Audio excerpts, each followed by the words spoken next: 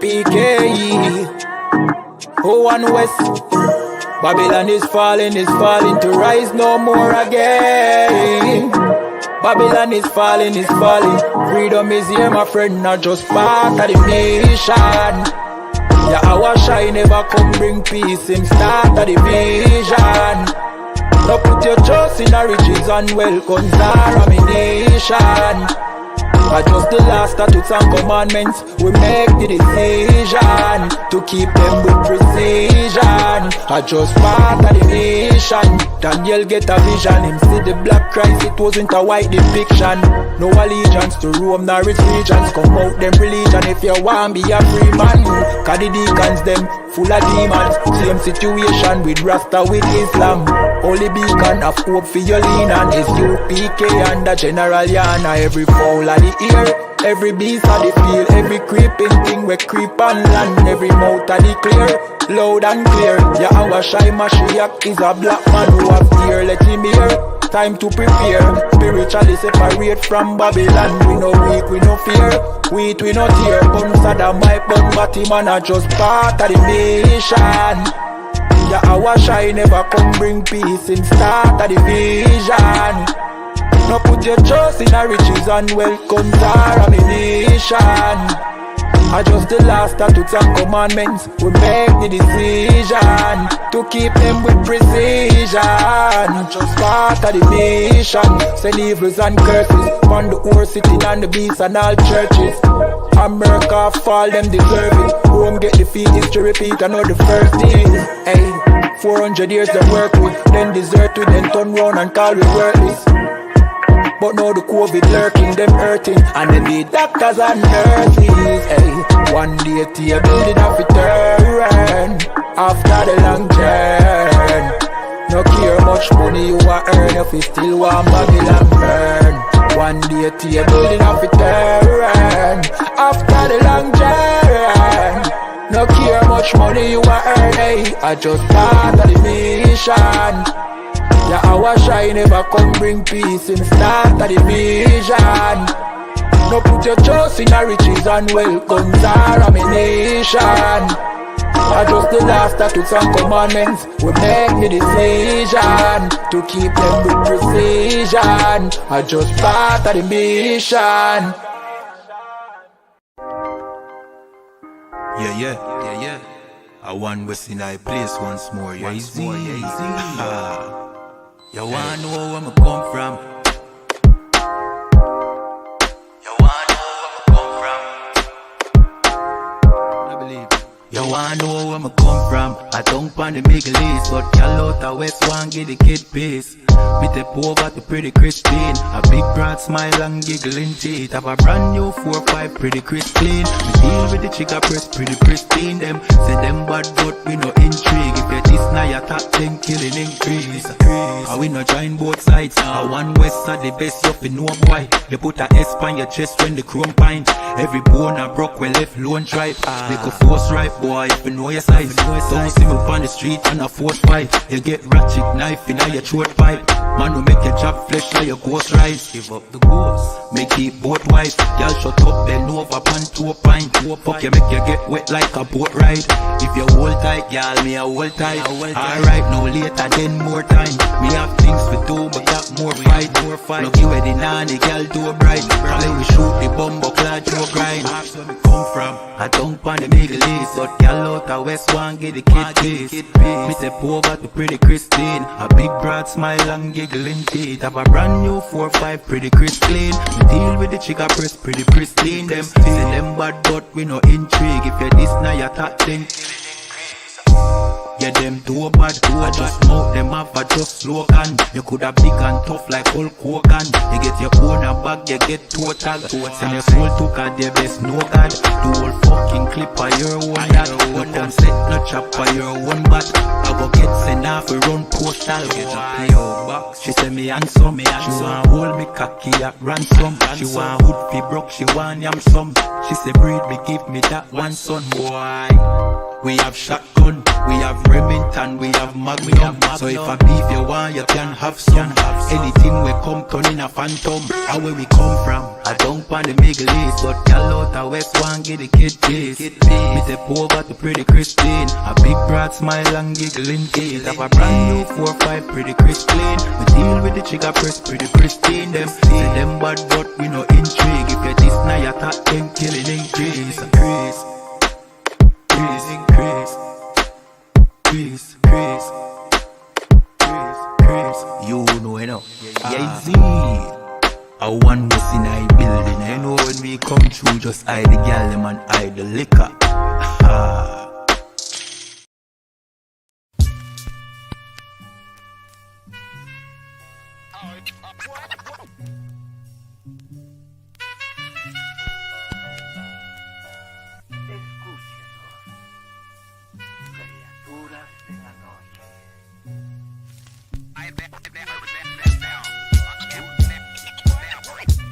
I ain't have to die to meet the devil. Angels fell and landed in the ghetto. The earth was given to the hands of devils. Then we seen the rise of the devil. We fell for the lies of the devil. When we got high was the devil. I looked into the eyes of the devil. I ain't have to die to meet the devil. I remember I was only 13 when I met the demon. Gave me a deuce and a bundle of cocaine. Told me to sell to my people, make sure you keep them fiending. If any try to shoot you, make sure that you leave him leaking. He said, I'ma hold you down when problems pop up. how you got me moving this dope? Want me in lockup? He said, Don't you want the Benz vertible with the top cup? Yeah. Stop bitching, get in that kitchen, let it rock up. Bitches love the dope boy, especially when it's wop up. I know you know who Ron. the plug from by the block up? I'll tell you a little secret, make sure that you keep your mouth shut. Ron got a Lexus, crib in Philly and Texas. Trips to the Bahamas, just got a whip for his mama. He fucking up them commas, be honest, he seemed decent though. I hear you, but I just seen Ron about a week ago. In fact, he ain't looking too good. His knees is kinda slow. I asked him why the struggle. He got stuck up for his bundle, but them 6 hollow tips in his legs what made him crumble. Bitch, he got a house and mama is living good. Said the feds took it all. He right back in the hood. I see you try to play me. You gave us crack in the 80s. Made us abort our babies and making hoes out our ladies. I know you got me gravy, but Satan, you must be crazy. It's gonna take more than them cars one to amaze me. I seen niggas shoot for the stars, but being lazy. Never get their head at the clouds, so you don't faze me. I guarantee that you gon' regret it. Remember I said it. Nah, you could dead it. What you saying? I can't win? Nah, devil, nice try. So until we meet again. I ain't have to die to meet the devil. Angels fell and landed in the ghetto. The earth was given to the hands of devils. Hey, Shalom, Yahweh Bashim Shabrakatam, à tous nos frères, Yahweh Shemala, Tan Bashim Yahweh à tous nos sœurs. Ici le psy de 500, Barak Yara, avec le ISPK, qui se traduit ainsi, The Israelite School of Universal and Practical Knowledge, ou l'école israélite de la connaissance universelle et pratique, commencé à 1 Ouest, 125e rue, Harlem, New York, sous la gouvernance du commandant général Yana. Comme vous savez, tous les mardis, dans notre classe de fraternité enseignée par moi-même, vous comprenez, où on vous enseigne depuis 1969 dans le ISPK que les véritables juifs bibliques de l'Antiquité sont le peuple qu'on appelle aujourd'hui négro, latino et amérindien, qui est le peuple qui n'a aucune identité, qui est le peuple qui a été totalement détruit et dérobé de leur identité, de leur langue, de leur culture et de leur terre. Vous comprenez? Et dans les temps périlleux dans lesquels nous sommes aujourd'hui, il est important de connaître son identité parce qu'en connaissant notre identité, on va savoir quelle est notre vraie culture, que nous avons un code moral à suivre, que nous avons des règles, vous comprenez, des instructions à obéir.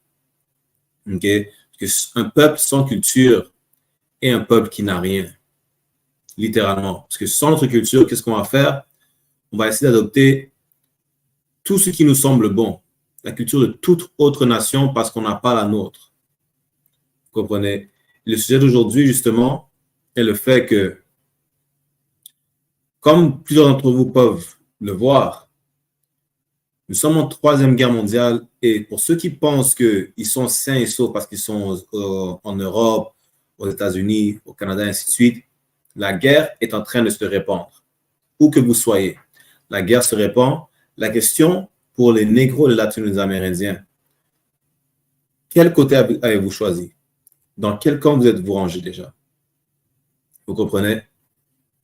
Que ce soit les guerres civiles que vous voyez en train de commencer, que ce soit entre l'État d'Israël et la Palestine, l'Iran qui a rejoint la guerre, le Liban, et ainsi de suite. De quel côté est-ce que vous vous rangez, négro-latino-amérindien? On va voir ça ce soir. Sachez une chose, par exemple, c'est que ce qui arrive en ce moment, la guerre qui est en train de se répandre, c'est inévitable. Non seulement c'est inévitable, mais c'est une prophétie biblique. Pourquoi ça doit arriver? Pour que l'empire dans lequel nous sommes en captivité aujourd'hui prenne fin, finalement. Vous comprenez? Pour que cet empire finalement tombe. Pour que nous soyons finalement libérés. Vous comprenez? Vous allez voir que tout ce qui arrive en ce moment doit arriver. Et pour ceux qui sont sur le TikTok, Shalom Jimeo, pour ceux qui sont sur le TikTok, vous pouvez aller sur notre chaîne YouTube directement, ISPK Montréal, France, Martinique ou Haïti, pour voir les articles qu'on va partager, parce qu'on va commencer avec quelques articles. OK? Parlons celui-là. Laissez-moi juste un instant pour partager mon écran. Donc ça, c'est arrivé à Montréal. Une manifestation pro-Palestine, des cocktails Molotov lancés vers les policiers au centre-ville. Pour ceux qui ne savent pas, presque à chaque fin de semaine, il y a des manifestations au support de la Palestine. Si les Arabes veulent supporter les Arabes, tant mieux pour eux, qu'ils le fassent. Pourquoi à ce moment-là, nous, on ne se supporte pas entre nous? Parce que c'est quand dans la fois au Canada, aux États-Unis, que vous avez vu une marche pour supporter les soi-disant Amérindiens.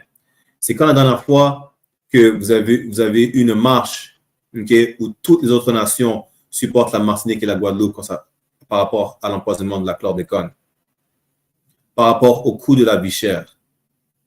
C'est quand la dernière fois que vous avez une marche pour supporter les Haïtiens, supporter les Jamaïcains qui est le groupe numéro 1 au Canada à se faire déporter.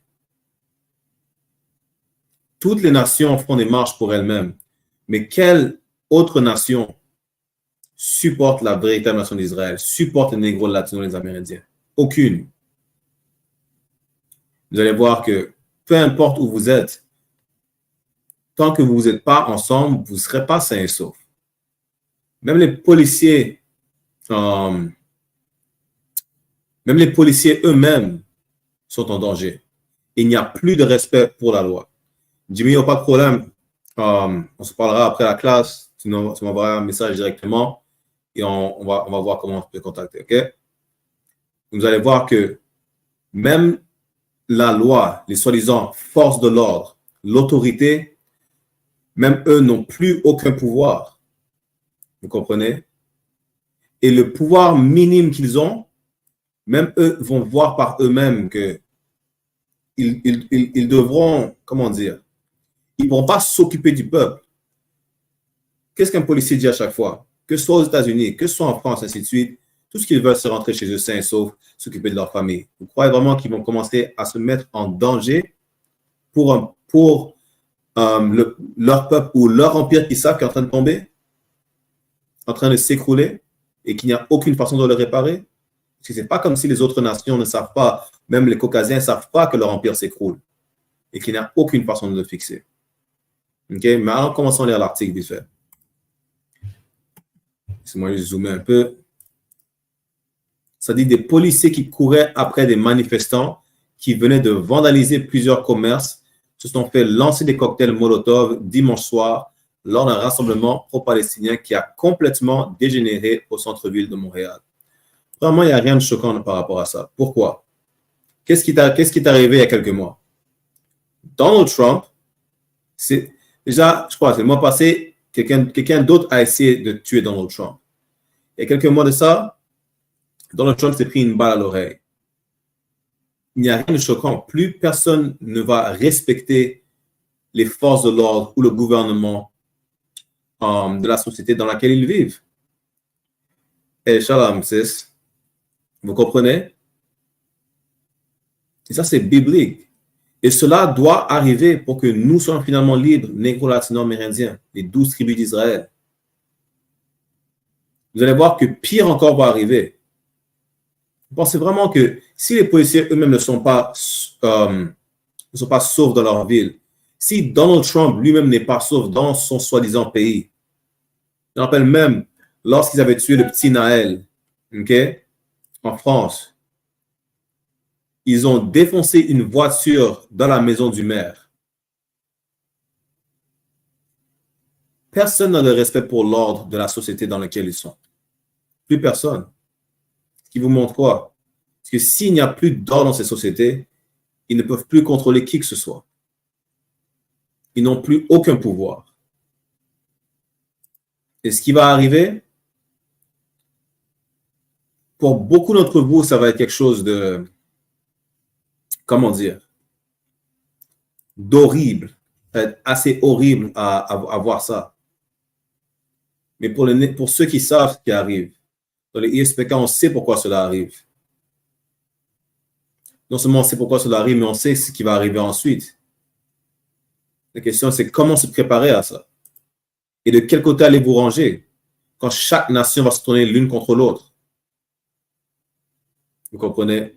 Alors, dans 2e Ezra, chapitre 15, on va aller au verset 14.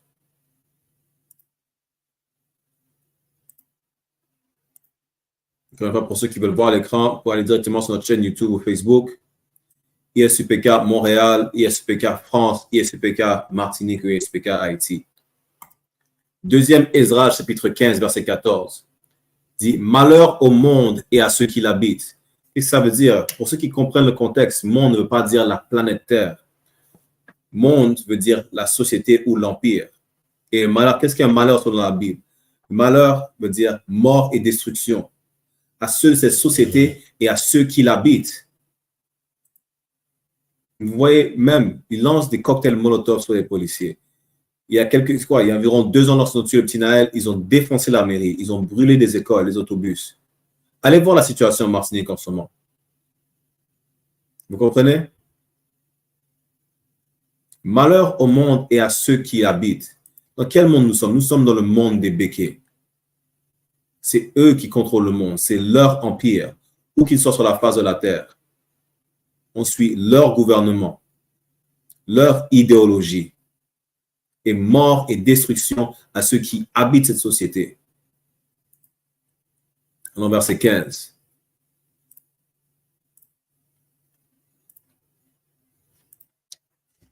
Et 2e Ezra dans les Apocryphes, chapitre 15, verset 15. Car l'épée et leur destruction approchent. Vous comprenez? Qu'est-ce qu'on fait avec une épée? On coupe, on tue avec une épée. Et leur destruction approche. Ils savent que c'est la fin de leur empire. Ils savent que leur empire approche. Et lorsque cette fin de cet empire, de cette utopie, où tout le monde peut vivre ensemble, main dans la main, vous comprenez, paisiblement, ce qui est absolument faux. Allez voir la preuve. Pendant qu'ils manifestent au support de la Palestine, ils envoient des cocktails Molotov sur la police. Ils ne peuvent même pas manifester en paix sans que les policiers les interrompent. Vous comprenez? Allez voir en Martinique ce qui se passe en ce moment et voir si on peut vivre ensemble, se côtoyer les uns les autres. En Martinique, ils ont tout un quartier de béquets qui s'appelle Béqueland. Vous n'avez pas le droit d'y entrer. Et on peut vivre ensemble à côté les uns les autres. Continuons à lire. Un peuple se lèvera et combattra un autre peuple, l'épée à la main. Qu'est-ce qu'on voit en ce moment? Ne pensez pas que c'est seulement la guerre au Moyen-Orient. La guerre au Moyen-Orient est en train de se répandre à une échelle mondiale, à une échelle multinationale. Est-ce que vous avez vu avez-vous vu les vidéos où littéralement une armée marche dans les rues? Pourquoi? Parce qu'ils essaient de rendre le Royaume-Uni, l'Angleterre, essaie de rendre l'Angleterre un pays musulman. Mais les Blancs en Angleterre ne veulent plus d'immigrants. Ils veulent plus d'immigrants afghans, ils veulent plus d'immigrants pakistanais, ainsi de suite. Vous allez voir un peuple qui se lèvera et va combattre un autre peuple. Vous voyez ce qui se passe au moment dans l'État d'Israël, qui se bat avec la Palestine, le monde arabe qui se rallie contre l'État d'Israël, contre l'Amérique, la Chine, la Corée du Nord.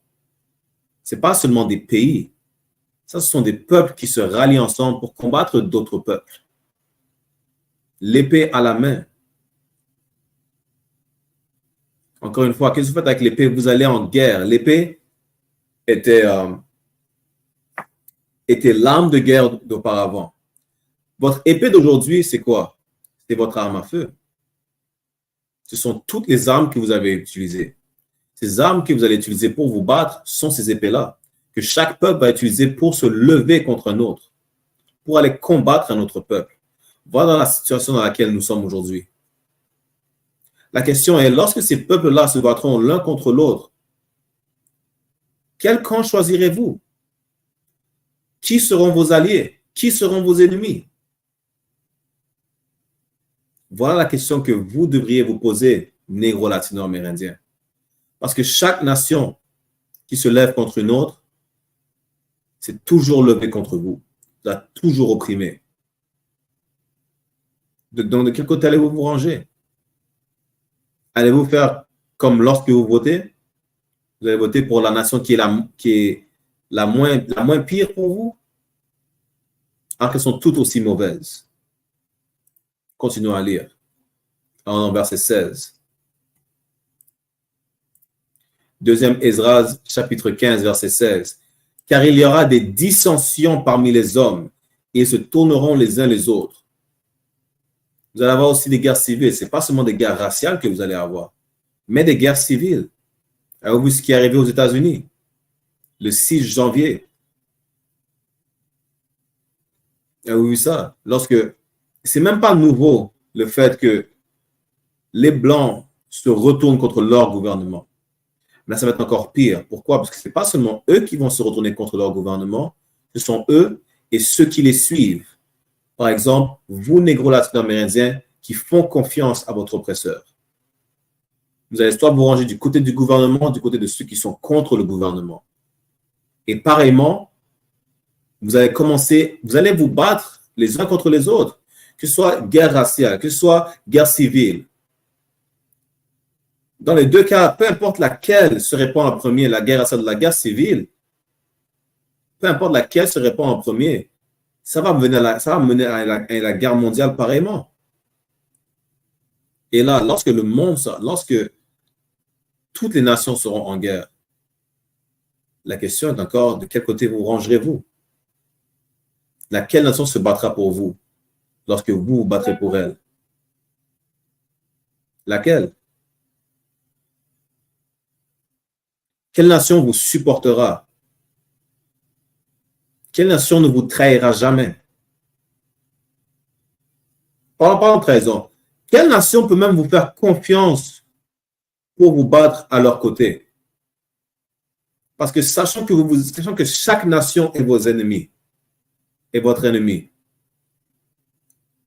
et que vous tournez le dos à votre peuple pour aller se battre aux côtés de vos ennemis, qu'est-ce qui fait penser que ces nations-là vont faire confiance? Parce que ces nations-là vont savoir que vous êtes des traîtres par rapport à votre peuple. Et personne ne peut faire confiance à un traître. Donc, qu'allez-vous faire à ce moment-là? Est-ce que même vous vous posez la question? Ce n'est pas comme si la guerre n'arrivera jamais. La guerre est déjà là. Donc, que faites-vous maintenant? Comment est-ce que vous vous préparez? Vous comprenez? Je parlais à une de nos sœurs qui est à Massachusetts. Elle a dit quoi? Elle a dit que lorsque la guerre se répand aux États-Unis, elle va fuir. Où ça m'a dit? Elle va fuir en quoi? En Islande. L'Islande est en train d'exploser sous activité volcanique. Où est-ce que vous allez fuir? Vous comprenez? J'ai parlé à un ami que je connaissais. Il m'a dit quoi? Lorsque la guerre se répandra, il fuira au Pérou. Mais la guerre va se répandre pareillement au Pérou. La guerre se répandra sur toute la face de la planète. Partout où il y a nos oppresseurs, la guerre sera. Donc, qu'allez-vous faire, négro latino-amérindien? Que ce soit la guerre civile, la guerre raciale, la guerre mondiale, qu'allez-vous faire? Comment allez-vous vous préparer? Qui va vous défendre? Si nous nous tournons le dos à nous-mêmes, ok? Si on s'allie à nos oppresseurs, qui sont là pour nous tuer de toute façon? Qui va nous défendre? Où est notre armée? Continuons à lire. Deuxième Esdras, chapitre 15, verset 16. Car il y aurait des dissensions parmi les hommes, et ils se tourmenteront les uns les autres. Ils n'auront plus égard à leur roi ni à leur chef. Qu'est-ce que vous avez vu à Montréal? Aucun égard pour leur chef. Aucun égard pour le roi. Qui est le roi? Le gouvernement. Ceux qui les dirigent, leurs dirigeants, leurs chefs, la police, les forces de l'ordre. Ils n'en ont rien à foutre des forces de l'ordre ou de leurs dirigeants. Trump a quasiment fait un coup d'État il y a quelques années de ça. Vous comprenez? Il lance des cocktails Molotov sur la police. En Martinique, littéralement, il tire contre la police. OK? En France, quand ils ont tué le jeune Naël, qu'est-ce qu'ils ont fait? Ils ont défoncé la mairie avec une voiture. Aucun égard pour le roi ni leur chef. Aucun de leurs dirigeants. En Haïti, ils ont carrément tué le président. Au Mexique, un nouveau maire vient d'être élu au Mexique. Il s'est fait tuer en même pas une semaine. Donc, qu'est-ce qui vous fait croire que vous serez sains et saufs où que vous soyez? Continuons à lire. Et la ligne de leurs actions sera entre leurs mains. Le pouvoir de vos actions sera entre vos mains. Le pouvoir de leurs actions sera entre leurs mains, pareillement. Voilà pourquoi ils commencent à tourner le dos au gouvernement et qu'ils se rallient ensemble. Mais vous croyez qu'ils vont tous aller prendre un avion pour aller tous se battre dans le Moyen-Orient? Non, ils vont se battre ici même. Ils vont se battre ici même, tout comme ils le font au centre-ville de Montréal, tout comme ils le font au centre-ville de Toronto, tout comme ils le font à Fort-de-France, au Lamentin, tout comme ils le font à Port-au-Prince. Partout. Il n'y a rien qui peut changer. Et vous allez voir que ce n'est que le début. Ce n'est que le début de la fin. Dans Apocalypse, chapitre 6, verset 4. Donc, cet esprit de guerre se répand partout sur la face de la terre. Et cet esprit de guerre,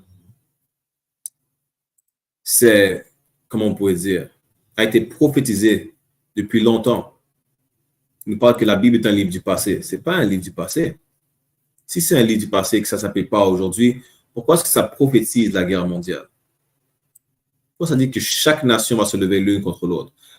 Quand est la dernière fois que c'est arrivé? Que toutes les nations sont arrivées l'une contre l'autre. Et que c'était la dernière fois que c'est arrivé.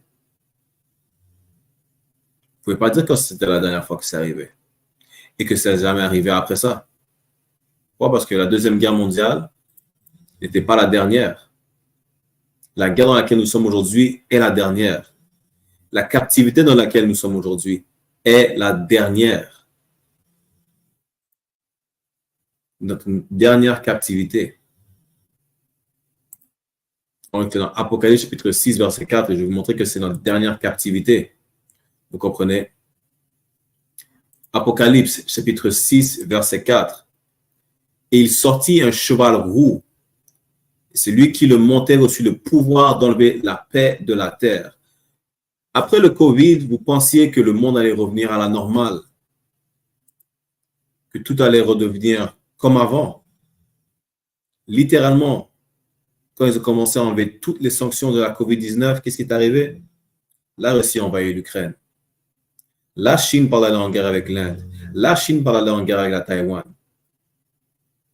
Le 7 octobre dernier, pas hier, l'année dernière, la Palestine a dit on en a marre de se faire opprimer par les Israéliens. Et au fur et à mesure, les autres pays ont commencé non seulement à les supporter vocalement, Là, c'est physiquement aussi. Ils ont commencé à joindre la guerre. Que ce soit le Liban, que ce soit l'Iran. Ils ont même commencé à bombarder la Syrie. Donc, vous savez déjà qu'ils vont les rejoindre pareillement.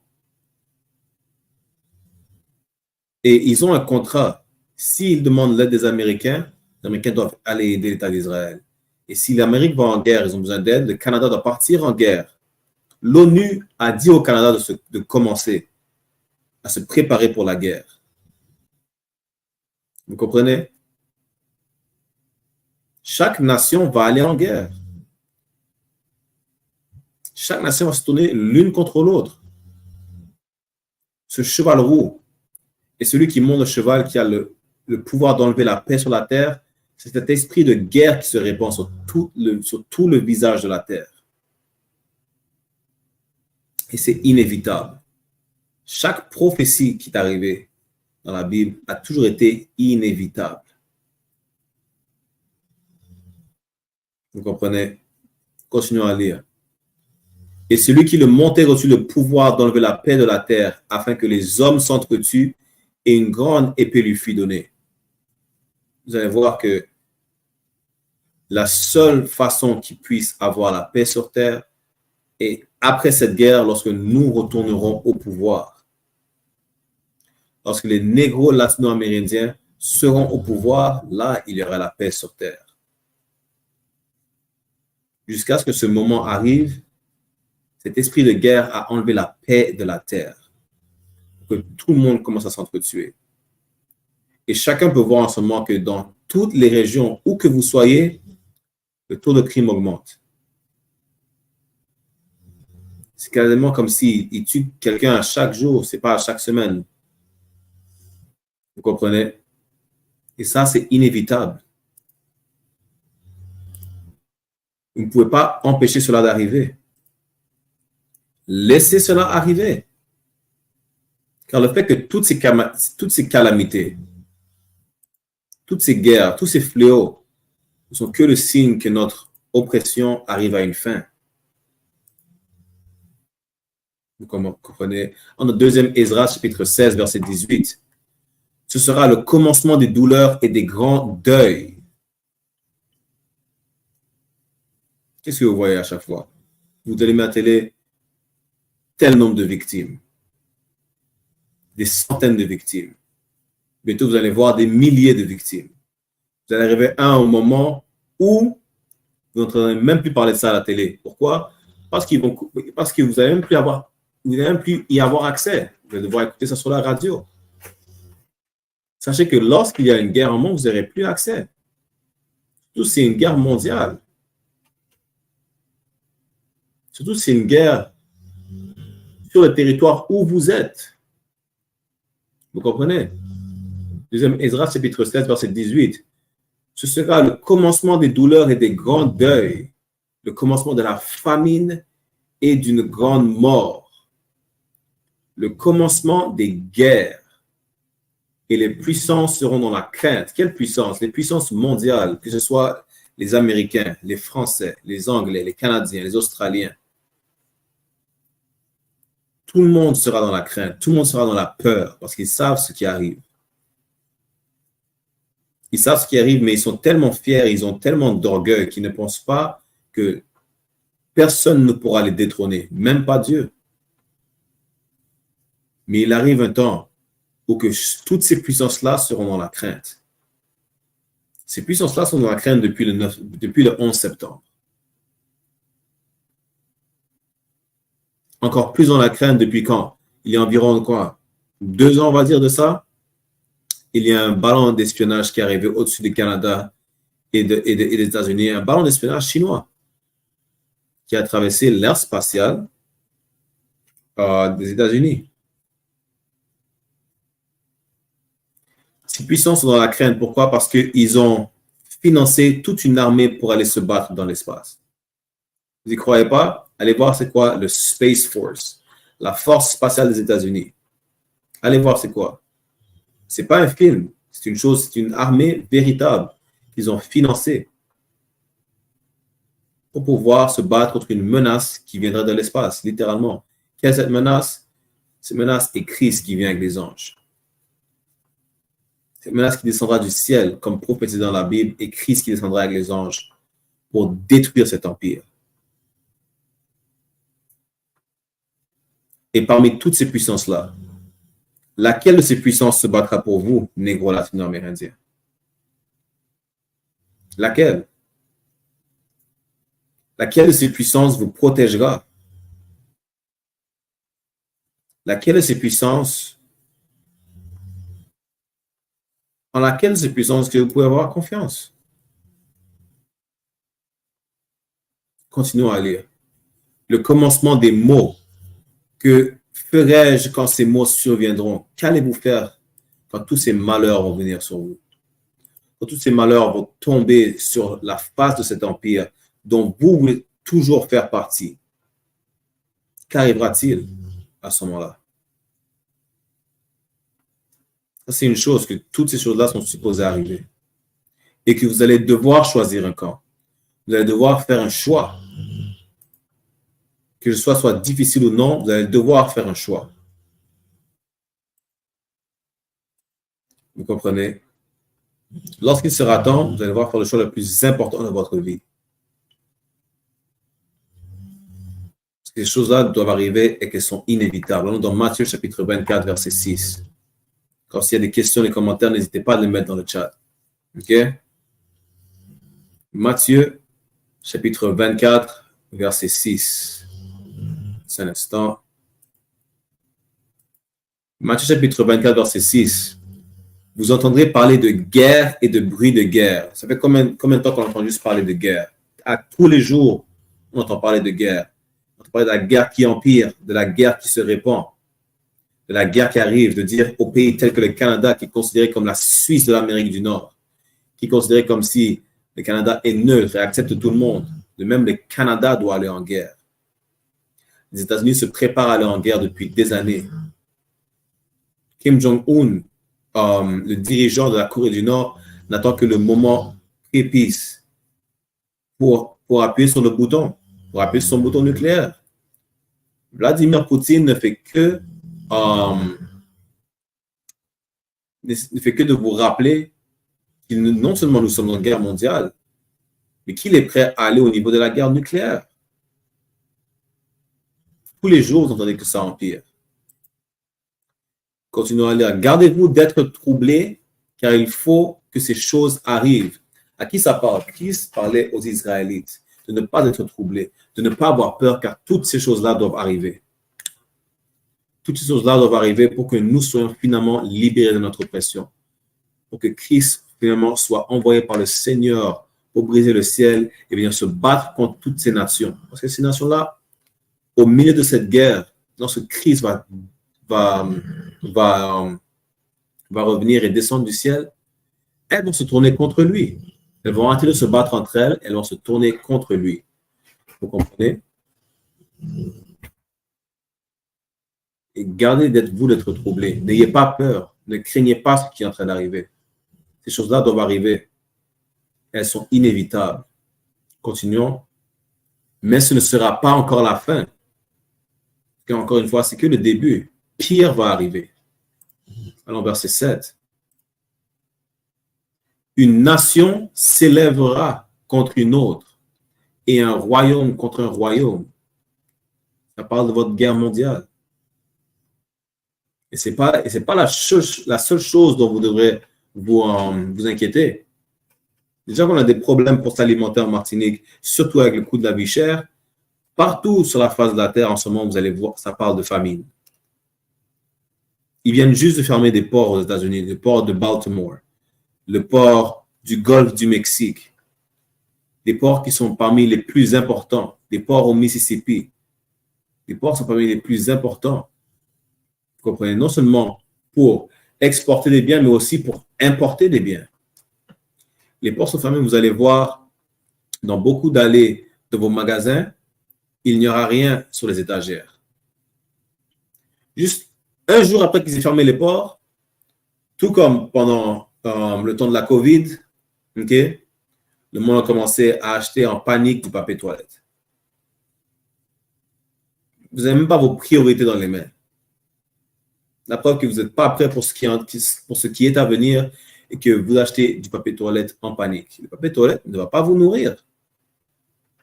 Le papier toilette ne va pas vous protéger lorsque quelqu'un viendra dans votre maison pour vous dérober de vos biens. Donc, non seulement ces guerres-là vont arriver, mais il y aura des famines, des pestes et des tremblements de terre en divers lieux. Attendez-vous à une famine. Ces pestes sont ces fléaux. Ils croyaient que les tremblements de terre, ça arrive partout, sur toute la face de la terre, naturellement.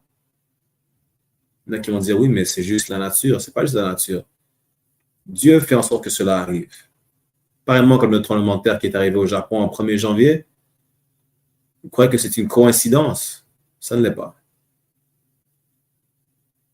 Ils croient que ces guerres-là ne vont pas arriver, que la guerre va finalement se terminer à un moment ou à un autre, qu'il n'y aura pas de famine, jamais. Sachez une chose. Est-ce que vous voyez l'inflation en train d'arriver pendant cette guerre-là? Historiquement parlant, il y a toujours un temps d'inflation avant une guerre. Toujours. La vie coûte cher, elle va coûter encore plus cher. Pourquoi? Parce qu'on doit amasser des fonds pour aller en guerre. Si vous n'y croyez pas, historiquement parlant, c'est la vérité. Et ça ne va pas changer parce que non seulement, historiquement parlant, ça arrive toujours, mais ce sont des prophéties bibliques. Et il n'y a pas meilleur temps en ce moment pour être en vie en tant qu'Israélite. Pourquoi? Parce que vous voyez que ce livre, que vous dites que c'est un livre de blanc, qui est véritablement votre récit historique, votre code moral, votre passé, votre présent et votre futur, est véridique. Tout ce qui est prophétisé dans ce livre est arrivé, arrive et arrivera. Vous comprenez? Et aucun mensonge que vous avez de votre oppresseur prouve que ce livre lui appartient. Aucun mensonge. Aucun mensonge que vous préférez écouter de la part de l'Église catholique prouve que ce livre est pour tout le monde. Aucun. Du début de l'Ancien Testament aux Apocryphes au Nouveau Testament, ce livre n'est que pour les Israélites et par les Israélites. Personne d'autre. En continuant à lire, allons verset 8. Tout cela ne sera que le commencement des douleurs. Pourquoi? Parce que le pire est à venir. Matthieu chapitre 24. Vous comprenez? Verset 8 vous dit que c'est que le commencement des douleurs. Le pire est à venir. Le pire, qu'est-ce que vous allez croire? Pendant un état de détresse. Déjà, vous voyez, lors d'une émeute et que les gens sont en détresse, qu'est-ce qu'ils font? Ils commencent à tout casser. Ils commencent à tout péter. Imaginez pendant une guerre, que ce soit la guerre civile, raciale ou mondiale. Tout le monde commence à avoir faim. Ils ne savent pas comment nourrir leur famille. Ils ne sont pas préparés. Vous voyez qu'ils vont se casser la tête à essayer de pousser, à essayer de planter des choses dans une terre qui peut peut-être ne rien pousser. Quand cet esprit de détresse va se répandre sur toute la face de la terre, dans votre ville, dans votre quartier, dans votre immeuble, vous voyez que vous serez sains et saufs parmi ces autres nations qui vous détestent, parmi ces autres nations qui vous dérobent depuis la nuit des temps? Non. Elles vont commencer à vouloir vous dérober pareillement. Vos voisins que vous pensez qu'ils vous veulent du bien, vous voudront du mal. Pourquoi? Parce qu'aucune nation ne vous veut du bien. Et si aucune nation ne vous veut du bien, alors de quel côté pouvez-vous vous ranger? Qui va vous protéger? Qui va vous assister? Vous comprenez? Alors, Matthieu chapitre 24, verset 21. On va sûrement faire une deuxième partie mardi prochain. OK, mais allons vite faire au verset 21. Car alors la détresse sera si grande qu'il n'y en a point eu de pareil depuis le commencement du monde jusqu'à présent et qu'il n'y en aura jamais. Le niveau de violence auquel vous allez assister, le niveau de détresse auquel vous allez assister, ça va être du jamais vu. Voilà de quoi ça parle. Cette guerre mondiale, ça va être encore pire que la première ou la deuxième guerre mondiale. Deuxième guerre mondiale, il y a eu 6 millions de soi-disant faux juifs, des imposteurs qui sont morts. Ils ne comptent même pas les soldats. Imaginez le nombre de soldats qui sont morts. Allez rechercher le plus grand nombre de morts d'un événement mondial. OK? C'est dit dans Matthieu chapitre 24, verset 21, car alors la détresse sera si grande qu'il n'y en a point eu de pareil depuis le commencement du monde jusqu'à présent et qu'il n'y en aura jamais. Ça va être du jamais vu ce qui va arriver. Le nombre de morts, le nombre de défunts, du plus vieux au plus jeune, un niveau incommensurable. Vous comprenez? Pourquoi? Parce que ça a été prophétisé que, écoutez, ça va être le pire événement qui n'est jamais arrivé sur la face de la Terre. Cette troisième guerre mondiale. Et ça, c'est encore rien. Attendez encore une fois que quand Christ va revenir, et là, on vous montrer qu'il va revenir, parce que vous attendez sûrement que je vous montre qu'il va se battre contre les autres nations. C'est prophétisé pareillement qu'il va se battre contre les autres nations. Allons dans 2e Esdras, chapitre 13.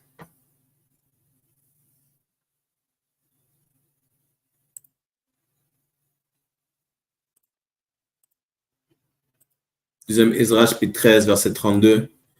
Et le temps viendra où ces choses arriveront.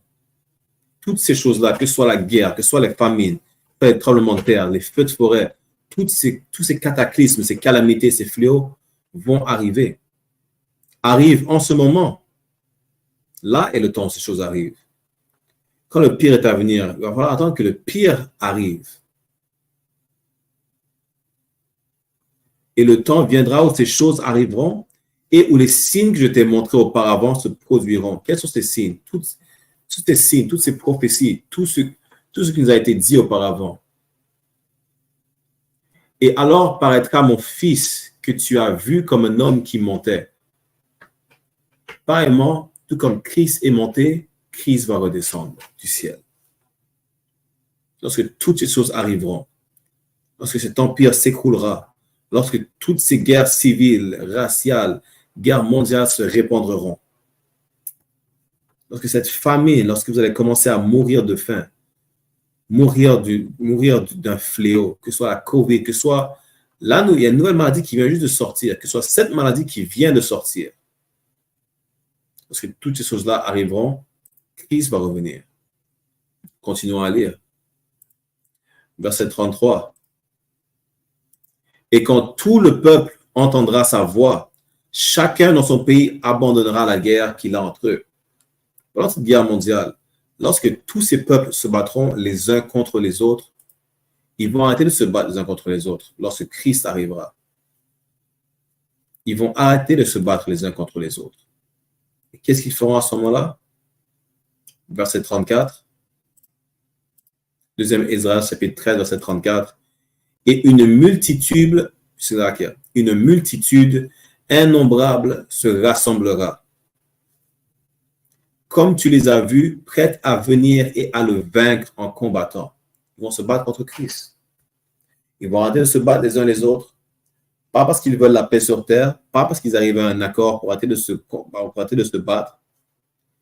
Ils savent que Christ est venu contre eux. Ils savent que Christ est venu pour libérer le peuple d'Israël.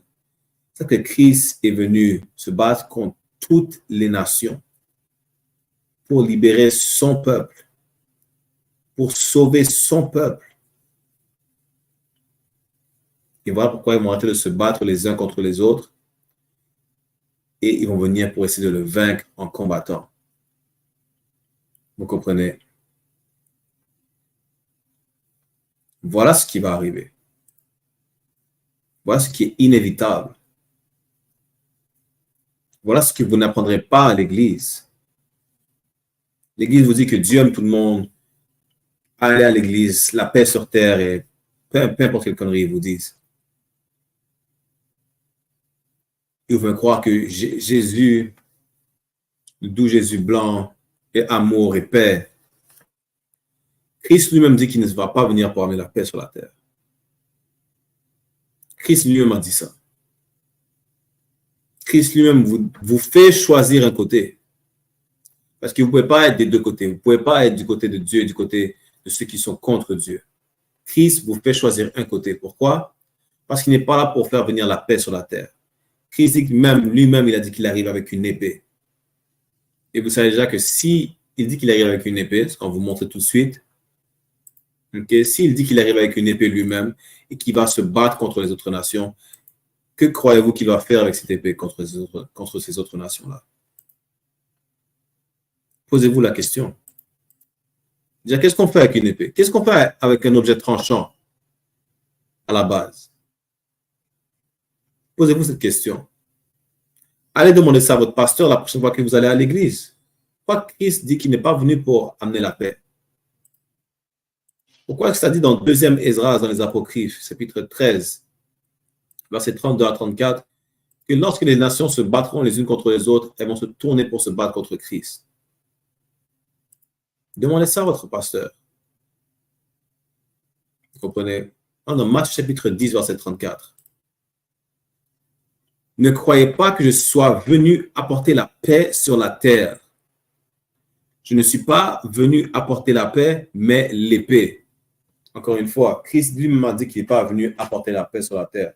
Il n'est pas venu pour apporter la paix. Le Christ dont vous apprenez à l'église, ce n'est pas Jésus-Christ.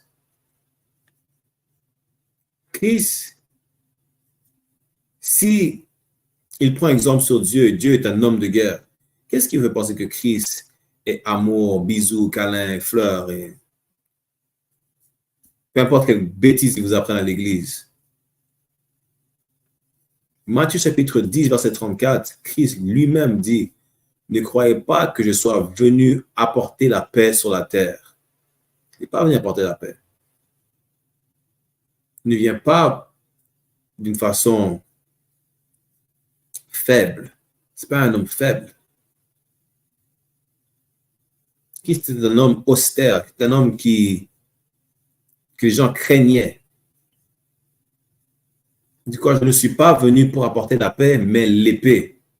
Pas n'importe quel objet tranchant, mais une épée. Comme on a lu plus tôt dans 2e Esdras, chapitre 13, versets 32 à 34, il va se battre contre ces autres nations-là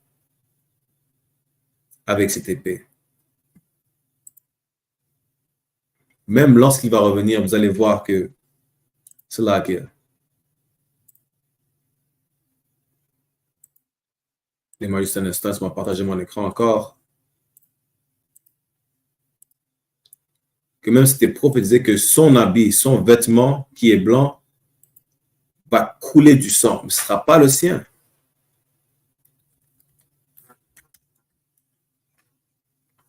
Allons dans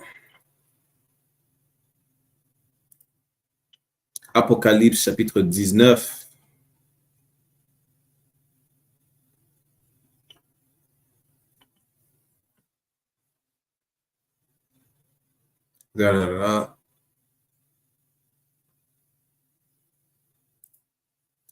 Verset 13.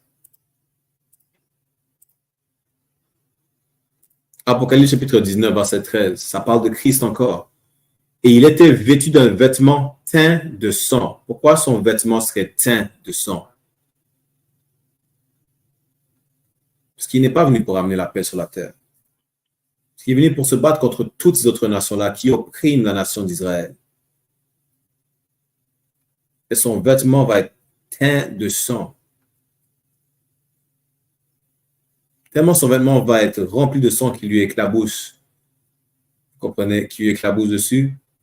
C'est comme si son vêtement va être teint de sang. Lorsque vous faites la teinture, en d'autres termes, son vêtement va être imbibé de sang. Vous voyez, quand un tissu est imbibé et que lorsque vous pressez le tissu, le liquide coule de ce tissu ou de ce vêtement, de cette serviette, mais voilà comment Christ est décrit. Un vêtement qui va être teint de sang. Pourquoi? Parce qu'il n'est pas venu pour amener la paix sur la terre. Il a dit quoi? Ne croyez pas que je sois venu apporter la paix sur la terre. Je ne suis pas venu apporter la paix, mais l'épée. À ce moment-là, sachez qu'il va falloir que vous ayez choisi votre camp déjà. Même Christ vous dit qu'il va falloir que vous ayez choisi votre camp. Continuons à lire. Verset 35. Car je suis venu mettre la division entre l'homme et son père, entre la fille et sa mère, entre la belle-fille et sa belle-mère. Je veux dire quoi? C'est soit vous allez devoir suivre Dieu et suivre Christ, ou vous allez devoir suivre votre famille qui suit l'oppresseur, qui suit cette société, qui suit les voies qui sont toutes contre le Seigneur. Vous allez voir, je veux dire, qui est le plus important. Est-ce que votre famille est plus importante? Ou est-ce que vous allez sacrifier votre famille pour Dieu? Dans le sens où, vous n'allez pas vous ranger de leur côté, vous allez vous ranger du bon côté, qui est le côté de Dieu, qui est le côté de Christ, qui suit Dieu. Parce que lorsqu'il va venir, vous n'aurez pas le temps de décider que lorsque ces nations-là sont en train de perdre la bataille, vous allez vous ranger du côté de Christ. Là, vous aurez déjà choisi votre côté. Vous aurez déjà choisi votre camp. Maintenant est le moment pour choisir votre côté. Maintenant est le moment pour choisir votre camp. Pas lorsque vous voyez que vous êtes en train de perdre parce que vous avez choisi la mauvaise équipe. Parce que à ce moment-là, ce n'est pas un jeu auquel vous pouvez juste recommencer. Lorsque votre tête est détachée de vos épaules, vous ne pouvez pas la recoller et demander une seconde chance. Il va falloir que vous choisissiez le bon côté, votre camp. Il va falloir que vous choisissiez la bonne équipe. Il n'y a qu'une seule équipe à choisir, c'est celle de Dieu. Vous comprenez? Personne d'autre. Lorsque cette troisième guerre mondiale arrive, ok? Combien d'entre vous vont essayer de faire des sacrifices vaudous et ne vont arriver à rien du tout? La troisième guerre mondiale va se répandre. Toutes les familles vont se répandre et vous serez encore là en train de sacrifier du poulet au lieu de le cuire pour la famille. Et voilà pourquoi aujourd'hui nous sommes encore détruits. Parce qu'au lieu de faire confiance à la Bible qui est notre livre, nos instructions, on préfère obéir une religion d'Africains. On préfère obéir une religion de Blancs. On préfère obéir une religion d'Arabes. Alors que la Bible est nos instructions à nous, Israélites, Négros, Latinos et Amérindiens. Vous comprenez? Continuons à lire. Allons au verset 36. Et les ennemis d'un homme seront les gens de sa propre maison. Pourquoi?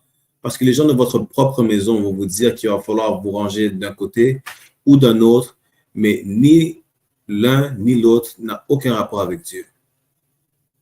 Ils vont vous dire qu'il faut que ce soit un individuel, que vous vous rangez d'aucun côté. Ils vont dire qu'il va falloir se ranger avec eux, que c'est votre famille en premier. Il va falloir se ranger avec l'église, il va falloir se ranger avec le quartier, il va falloir se ranger.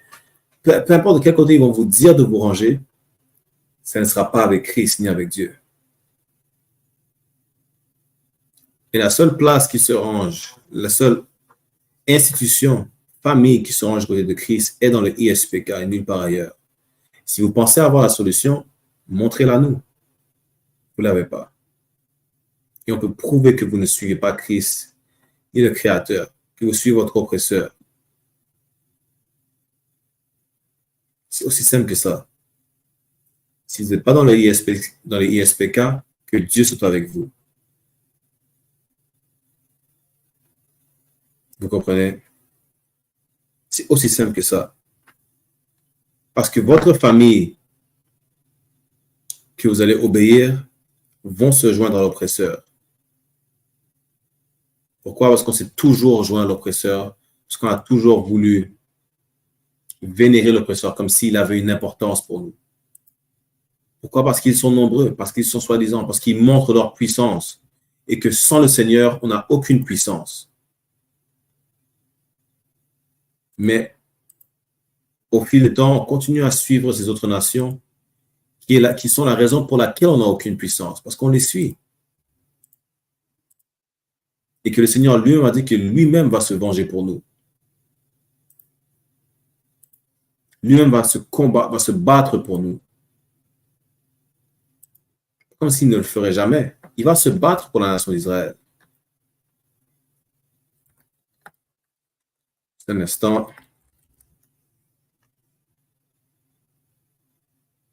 Allons, c'est là que en Ésaïe chapitre 31, verset 1. Ésaïe chapitre 31, verset 1. Malheur à ceux qui descendent en Égypte pour demander du secours. Malheur à vous qui faites confiance à votre oppresseur en croyant qu'il pourra faire quoi que ce soit pour vous. En croyant que, que lui-même a une chance de gagner la guerre. En croyant qu'il peut se sortir du problème dans lequel il est. Malheur à vous, mort et destruction à vous qui descendent en Égypte, votre maison de captivité, que ce soit avec les Blancs, avec les Chinois, avec les Arabes. Malheur à vous pour leur demander du secours, pour leur demander de l'aide. Qui s'appuient sur des chevaux, qui s'appuient sur des chars parce qu'ils sont nombreux. Voilà la seule raison pourquoi vous êtes chrétien. Voilà la seule raison pourquoi vous êtes musulman. Pourquoi? Parce que vous pensez que c'est la religion qui est en train de se répandre le plus vite sur la face de la planète Terre. Tant mieux pour vous. Devinez quoi? Ils vous ont eu en esclavage pareillement. Ils ne se battront jamais pour vous. Et vous allez dans leur pays pour se battre auprès de eux. Ils vous cracheront dessus. Le moment où vous avez le dos tourné et qu'ils pensent qu'ils ont l'avantage, ils vous foutront une balle ou deux dans la tête. Mais vous leur faites toujours aussi confiance. Pourquoi? Parce qu'ils sont nombreux. Parce qu'ils ont des chars et des chevaux. Ils ont quoi? Ils ont du pouvoir. Ils ont une armée. Et vous n'avez aucune armée. Vous n'avez aucune protection. Continuons à lire. Et sur des cavaliers parce qu'ils sont très forts, mais qui ne regardent pas vers le Saint d'Israël et ne recherchent pas l'Éternel. L'Éternel est notre armée. L'Éternel est celui qui se bat pour nous. Et à chaque fois qu'on se tourne vers les autres nations, on tourne le dos à l'Éternel. On lui tourne le dos. Voilà pourquoi, à plusieurs reprises, la nation d'Israël est comparée à une femme qui commet l'adultère. Pourquoi? Parce que lorsqu'une femme commet l'adultère et qu'elle tourne le dos à son homme ne cherche pas à la rattraper et à la reprendre. Pareillement, comme lorsqu'on tourne le dos au Seigneur l'Éternel, il ne cherche pas à nous rattraper. Il ne cherche pas à nous reprendre. Mais ne pensez pas que ça lui fait mal. Ne pensez pas que ça ne lui fait pas mal, qu'il est indifférent. Ça lui fait mal de voir ses enfants partir dans cette direction-là. Mais pour nous apprendre une leçon, il nous laisse nous mettre la main en feu pour nous brûler. Et là, pour nous apprendre une leçon. Vous comprenez? Mais sachez qu'il s'est toujours battu pour nous. Il s'est toujours battu pour nous. Il se battra toujours pour nous. C'est notre force. C'est notre armée. Le Seigneur nous a délivrés d'Égypte. De toutes les captivités dans lesquelles nous étions, il nous a délivrés. En Deutéronome chapitre 3, verset 22. Voilà à qui vous devez faire confiance. Vous devez faire confiance à vos ennemis. Deutéronome chapitre 3, verset 22. Vous n'aurez pas peur d'eux, car l'Éternel, votre Dieu, combattra lui-même pour vous. Allez pas essayer de vous ranger d'un côté ou d'un autre chez vos oppresseurs. L'Éternel est là pour se battre pour vous. L'Éternel est là pour se battre pour vous, vous comprenez? Pas les Blancs, pas les Arabes, pas les Asiatiques, pas Kim Jong-un. L'Éternel se bat pour vous comme il s'est toujours battu pour vous. Et Shalom, Talji. L'Éternel s'est toujours battu pour vous lorsque vous lui avez fait confiance, lorsque vous n'y avez pas tourné le dos. Quand vous lui tournez le dos, il vous laisse à vous-même. pour vous apprendre une leçon. Que lorsque vous lui faites confiance, lorsque vous lui obéissez, il va tout vous fournir, que ce soit à manger, que ce soit de quoi vous vêtir, que ce soit un toit sur la tête, que ce soit une défense, une armée, de la force. Mais lorsque vous lui tournez le dos, il vous laisse partir.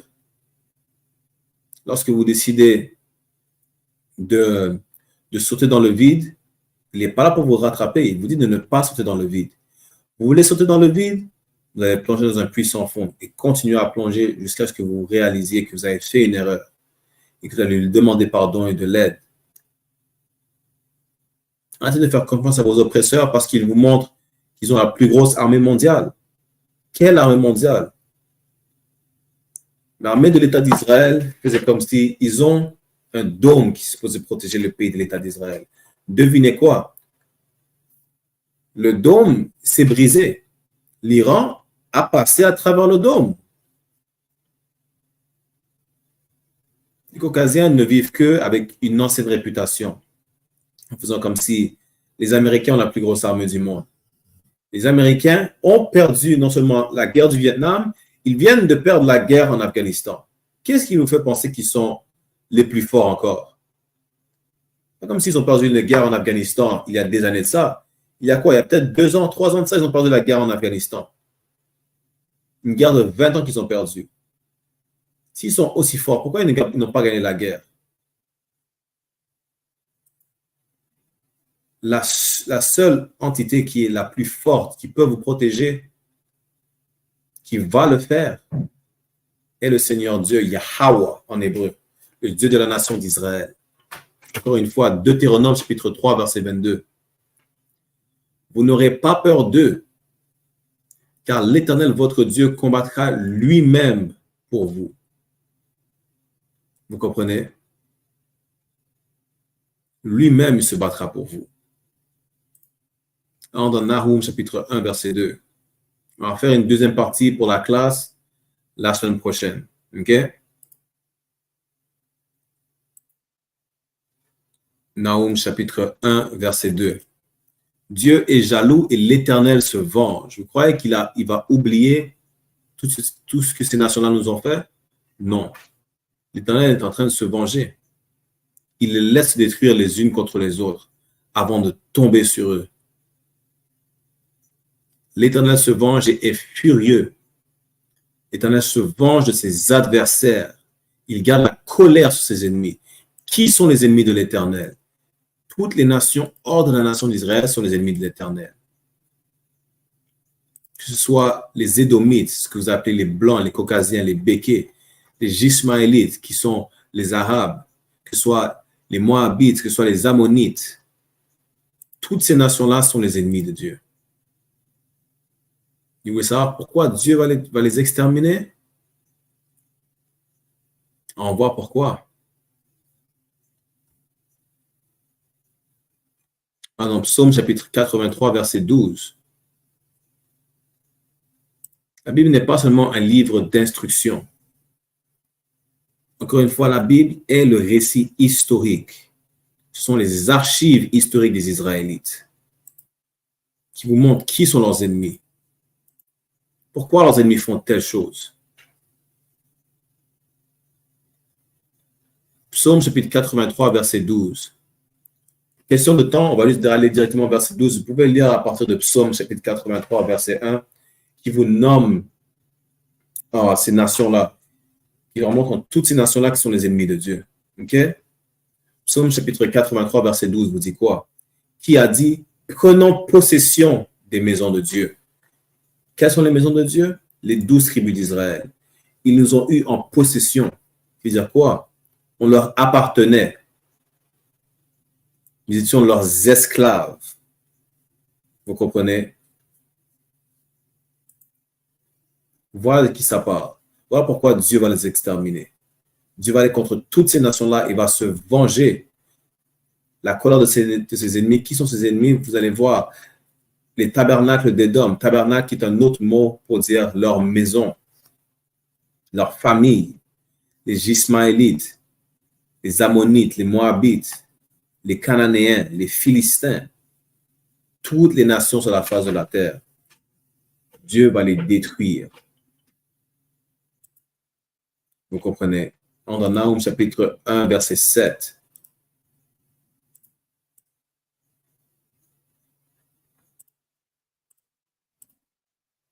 Nahum chapitre 1, verset 7. L'Éternel est bon, il est un refuge de détresse. Il est un refuge au jour de la détresse. Il connaît ceux qui se confient en lui. Confiez-vous en l'Éternel. Faites-lui confiance. Aussi simple que ça. L'Éternel est un refuge au jour de la détresse. Il connaît ceux qui se confient en lui. Il va protéger ceux qui lui font confiance, ceux qui ne lui tournent pas le dos. C'est aussi simple que ça. Vous allez voir qu'à chaque fois dans la Bible, à chaque fois qu'on a tourné le dos à l'Éternel, il a laissé ces nations-là nous réduire à l'esclavage. Il a laissé ces nations-là nous attaquer, nous détruire. Encore aujourd'hui, vous tournez le dos à l'Éternel. Comment?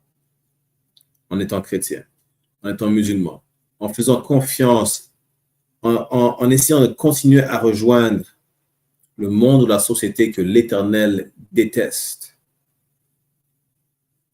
Comment? En rejetant cette connaissance qui est la Bible, qui est votre connaissance, votre culture, votre identité négro-latino-amérindien. Vous êtes les 12 tribus d'Israël, les vrais juifs bibliques de l'Antiquité.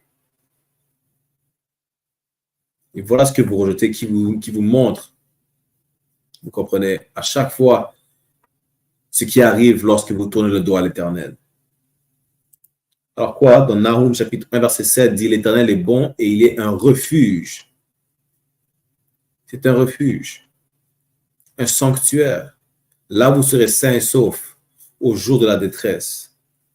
Et il connaît ceux qui se confient en lui. Ayez confiance en lui pour qu'il vous protège. Je vais vous donner un exemple vite fait.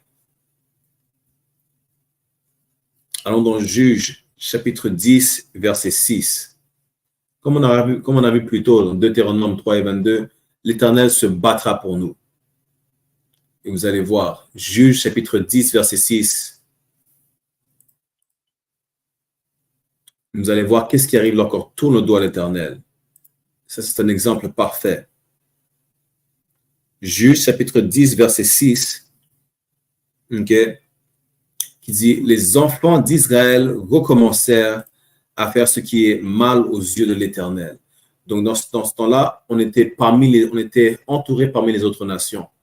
Et on a recommencé ce qui était mal aux yeux de l'Éternel. Pourquoi ils disent recommencer? Parce que ce n'est pas la première fois qu'on désobéit le Seigneur. Et après maintes reprises, le Seigneur nous a toujours réduits en servitude aux mains des autres nations.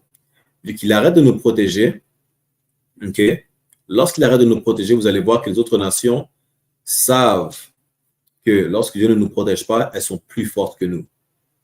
Parce qu'elles ne servent pas de vrais dieux. Elles servent des idoles, elles servent des bouts de bois, elles servent des statuettes, elles servent des roches. Alors que nous servons un Dieu vivant, un Dieu qui peut faire, un Dieu qui amène le déluge, un Dieu qui peut détruire la planète s'il le voulait, un Dieu qui va éradiquer toutes les nations s'il le voulait. Mais les idoles qu'ils servent ne sont rien. Ne sont que des bouts de bois. Ne sont que des étoiles, des lumières qui brillent dans le ciel. Alors que notre Dieu est vivant, notre Dieu peut faire quelque chose. Voilà pourquoi, lorsque nous suivons le Seigneur, ces nations-là nous craignent. Mais lorsque nous ne suivons pas le Seigneur, ces nations-là prennent avantage du fait que le Seigneur ne nous protège pas. OK? Juge chapitre 10, verset 6. Les enfants d'Israël recommencèrent à faire ce qui est mal aux yeux de l'Éternel. Ils servirent les Baals et les Astartés, les dieux de la Syrie, les dieux de Sidon, les dieux de Moab, les dieux des fils d'Ammon, les dieux des Philistins. Vous devez comprendre que, après, à plusieurs fois, on a suivi les dieux des autres nations. Ils abandonnèrent l'Éternel et ne le servirent plus. Comprenez une chose, l'Éternel ne tourne jamais le dos à la nation d'Israël. La nation d'Israël tourne le dos à l'Éternel. À chaque fois. Verset 7. la colère de l'Éternel s'enflamma contre Israël et il les vendit entre les mains des Philistins et entre les mains des fils d'Ammon. L'Éternel ne nous a pas littéralement vendus, mais il a laissé ces nations prendre le dessus sur nous et nous ont vendus en tant qu'esclaves entre elles. Verset 8. C'est là que Juge, chapitre 10, verset 8. Cette année-là, ils opprimèrent et tourmentèrent les enfants d'Israël pendant 18 ans. Nous étions encore en captivité pendant plusieurs années, sous le joug des autres nations. Tous les enfants d'Israël qui étaient de l'autre côté du Jourdain, dans le pays des Amoréens, qui est en Galade. Verset 9. Les fils d'Ammon passèrent le Jourdain pour combattre Juda. Donc non seulement ils nous ont réduit en esclavage, nous opprimèrent, mais ils sont venus nous décimer aussi. On n'avait aucune protection. On ne pouvait pas se défendre. Pourquoi? Parce qu'on a tourné le dos à l'Éternel, notre Dieu. Les fils d'Ammon passèrent le Jourdain pour combattre Juda, Benjamin et la maison d'Éphraïm. Et Israël fut dans une grande détresse. Qu'est-ce qu'on a vu plus tôt? Naoum chapitre 1 verset 7. Que l'Éternel est bon et il est un refuge au jour de la détresse. Il connaît ceux qui se confient en lui. Si vous ne vous confiez pas en l'Éternel, l'Éternel n'a rien à faire de vous. L'Éternel déteste les pécheurs, comme on l'a vu dans plusieurs classes auparavant. Il ne va pas vous protéger si vous êtes un pécheur. Il ne va pas vous protéger si vous suivez après les autres nations, tel qu'on l'a fait dans le livre de Juges. Et à plusieurs reprises, mais là on est dans le livre de Juges pour vous donner cet exemple. Voilà ce qui arrive lorsqu'on désobéit l'Éternel. Continuons à lire. Juges, chapitre 10, verset 10. Les enfants d'Israël crièrent à l'Éternel en disant, « Nous avons péché contre toi, parce que nous avons abandonné notre Dieu et que nous avons servi les Baals. » Donc, ce n'est pas comme si on ne sait pas ce qu'on fait. On sait très bien ce qu'on fait. Et on sait pourquoi tout ce qui nous arrive, nous arrive. On comprend pourquoi, à maintes reprises, vous savez quoi? Nous sommes détruits aujourd'hui parce qu'on a décidé de suivre les autres nations. Nous sommes détruits aujourd'hui parce qu'on a adopté la culture des autres nations, leur religion, vénérer leurs dieux, qui n'ont aucun pouvoir. Alors que notre Dieu a tout le pouvoir. Notre Dieu est le seul qui a le pouvoir. Et parce qu'on décide d'envier les autres nations, voilà pourquoi on décide d'adopter leurs coutumes et leur culture et qu'on abandonne notre Dieu pour les imiter eux-mêmes. Vous comprenez? Alors que même on sait pourquoi. Surtout dans le jour où nous sommes aujourd'hui et que l'on regagne notre culture et notre identité, on comprend pourquoi ce qui nous arrive. Vous comprenez? Allons vite fait. Allons dans... C'est là qu'il y a... Allons dans Baruch vite fait. Chapitre 2, verset 30. Dans les Apocryphes. Baruch chapitre 2, verset 30 dit quoi? Je savais qu'ils ne m'écouteraient pas, car c'est un peuple au cou raide. Mais dans le pays de leur captivité, ils se souviendront d'eux-mêmes. Ce n'est pas la première fois qu'on va se souvenir que nous sommes les Israélites et que nous avons un Dieu à suivre. Nous avons une culture à suivre qui est de rejeter la culture des autres nations à la base. On ne peut pas adopter leur culture. Ce n'est pas la première fois et ce sera la dernière, par exemple. Cette captivité dans laquelle nous sommes sera la dernière. Après celle-là, nous ne serons plus en train de vénérer le Dieu des autres nations. Elles vont se rendre compte que notre Dieu est le seul Dieu sur la face de la terre. Comprenez? Continuons à lire. Mais dans le pays de leur captivité, ils se souviendront d'eux-mêmes. On se souviendra de qui nous sommes. Allons dans Baruch chapitre 3, verset 8. Et en se souvenant de qui nous sommes, que nous sommes les Israélites, que nous sommes le peuple de la Bible, le peuple choisi de Dieu, ce code moral-là est notre code à suivre et nos archives historiques. Baruch chapitre 3, verset 8. Voici, nous sommes encore aujourd'hui dans notre captivité, tout comme dans le livre de Juges, tout comme aujourd'hui où on se parle même, ou ceux qui sont dans la classe, suivent la classe, vous voyez que nous sommes encore dans notre captivité.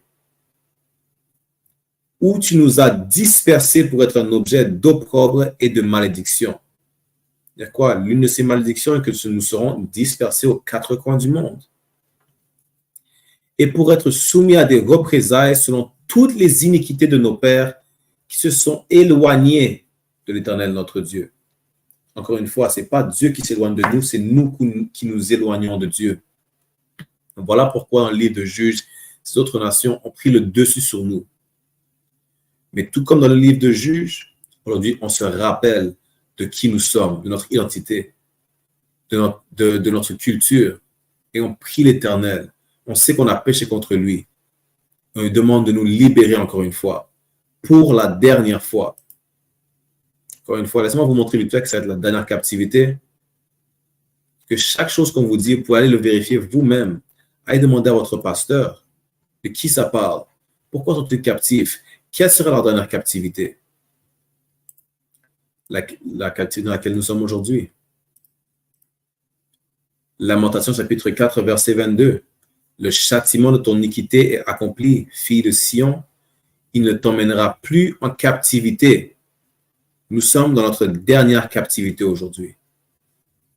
Et vous savez comment ça parle de nous dans l'Ancien Testament, dans Lamentation chapitre 4, verset 22, que vous allez voir qui sera puni pour cette captivité. Parmi toutes les autres nations qui seront punies, une nation spécifique est spécifiquement mentionnée. Qui dit quoi? Il punira ton iniquité, fille d'Édom. Il découvrira tes péchés. Qui est Édom? Les Édomites, les fils et les filles d'Ésaü, qui sont les Caucasiens d'aujourd'hui. Donc voilà comment vous savez que ça parle de nous aujourd'hui, que ça parle du jour présent dans lequel nous sommes. Ce n'était pas seulement auparavant, mais c'était aujourd'hui.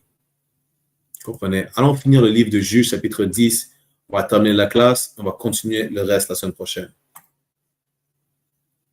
Donc, Juges, chapitre 10, verset 10, encore une fois.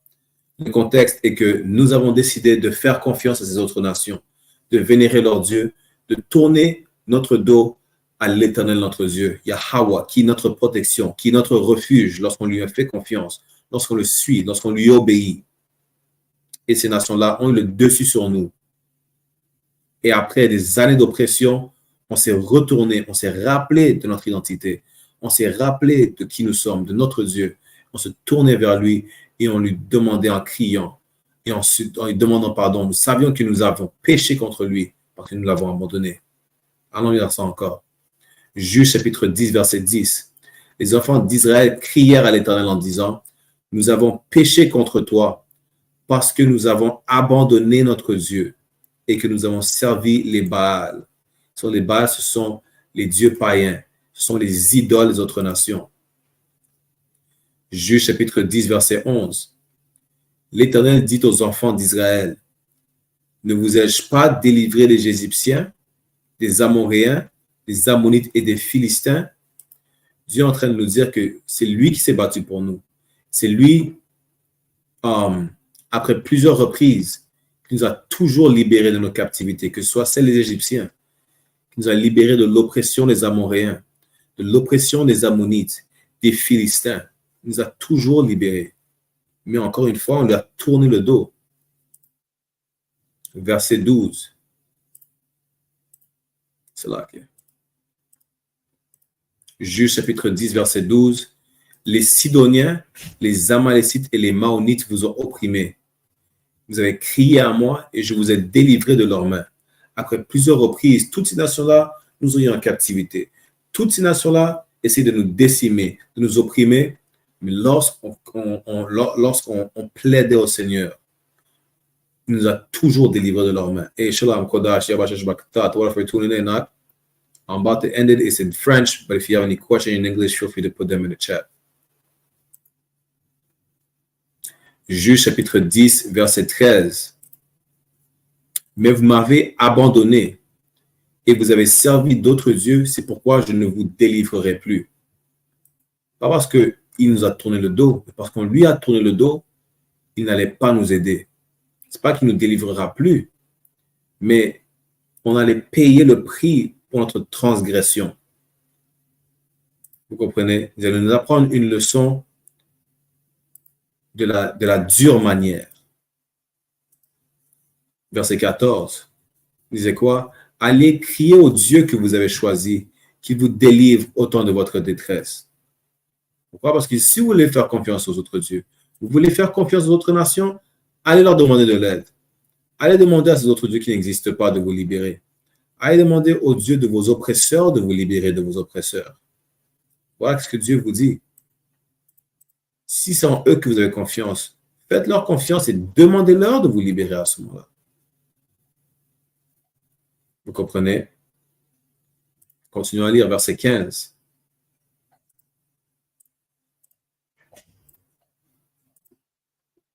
Les enfants d'Israël disent à l'Éternel, nous avons péché. Fais-nous ce qui te semblera bon. Délivre-nous seulement aujourd'hui. Encore une fois, on plaidait au Seigneur, vous comprenez, de nous libérer. On regrettait ce qu'on avait fait. On regrettait de lui avoir tourné le dos. Et on voyait ce qui nous arrive quand on lui tourne le dos. En verset 16, on va terminer. Okay? Juge chapitre 10, verset 16. Ils ôtèrent du milieu d'eux les dieux étrangers et servirent l'Éternel. Nous sommes retournés à servir notre Dieu, l'Éternel, le Dieu de la Bible des enfants d'Israël, Yahweh en hébreu. Et son âme fut affligée de la misère d'Israël. Pourquoi son âme était affligée? Parce que Dieu n'aime pas nous punir. Tout comme un bon parent, il n'aime pas punir ses enfants. Il n'aime pas voir ses enfants souffrir. OK? Et on va arrêter là. On va continuer la semaine prochaine pour la deuxième partie de la classe de fraternité. Encore une fois, la guerre est en train de se répandre. La guerre civile, la guerre raciale, la guerre mondiale est en train de se répandre. La question est, de quel côté allez-vous ranger, négro-latino-amérindien? De quel côté allez-vous vous ranger? Vous comprenez? Avec ça, demain, on a la classe de loi avec officier de 1000 Adayar. OK. 5 heures de l'après-midi, pareillement. Jeudi, on a la classe de fraternité en anglais sur ISPK Montréal et ISUPK Toronto. OK. Et avec ça, on se verra la semaine prochaine. Shalom Israël, Yahweh Hashem Shabakatam à tous nos frères. Yahweh Shemar Alathan Ba'ashem Yahusha à tous nos sœurs. Shalom.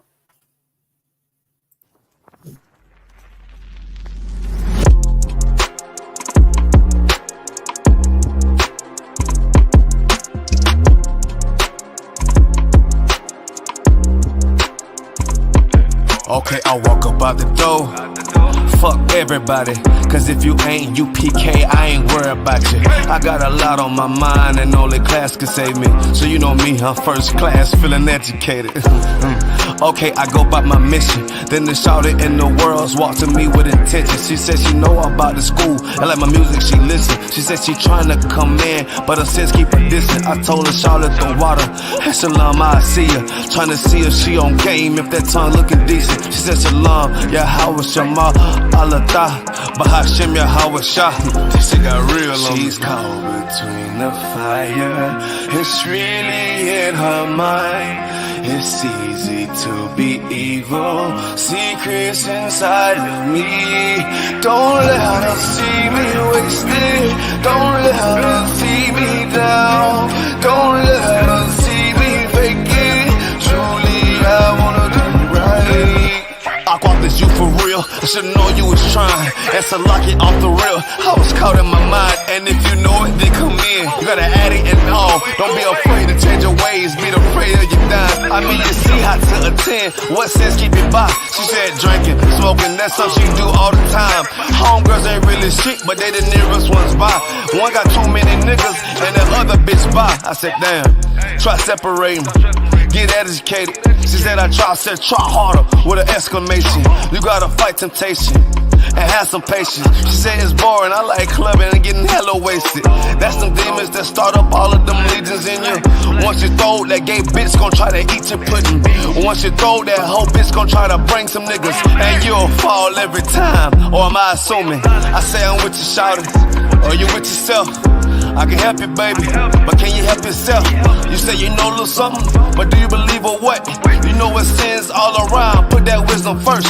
She said the water, I oughta be falling, ye the realest. With my Bible and head wrap, modest opinion. I say no sweat, take my number down. And don't call me, I see you around. She's caught between the fire.